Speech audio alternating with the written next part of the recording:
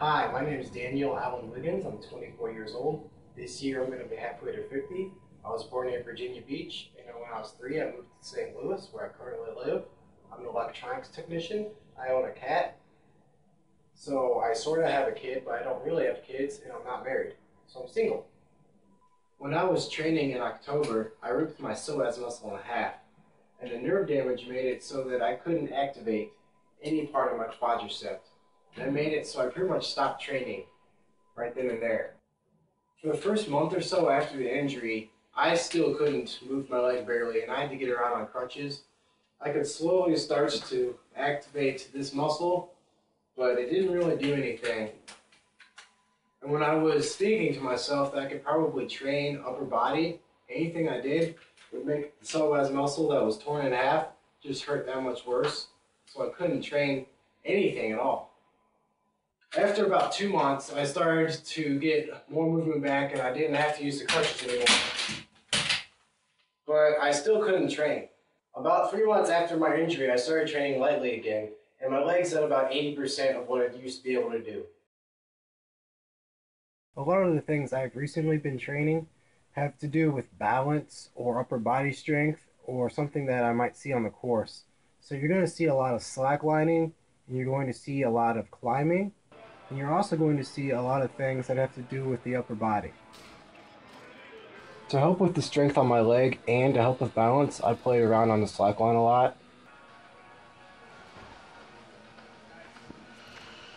And recently I started going to a rock climbing gym so I could practice all my climbing abilities. Whenever I go to a climbing gym, I usually warm up by practicing on the campus board and other things that are repetitive motion so I can train my muscles properly.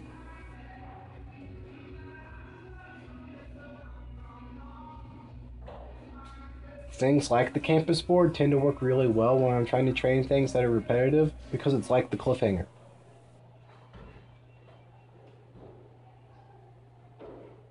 I took up rock climbing again so I could get in tune with climbing and getting on obstacles that have to deal with climbing using your upper body and using your feet. And I also started it again because I just wanted to.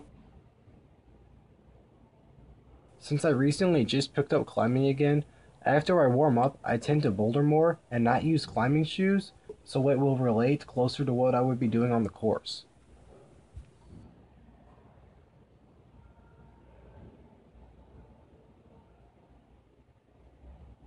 Last year, my friend and I put together a place to train at, and it was in a creek bed.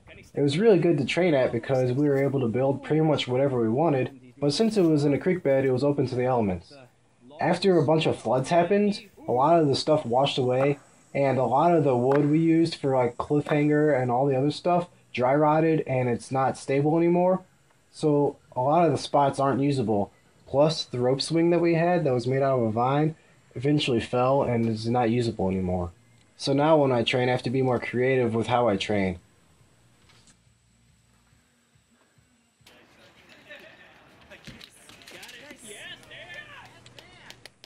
I also have been practicing my finger strength, and this is me holding L-sits with various finger positions. This one's with 2 fingers. This one's with all fingers with no thumbs.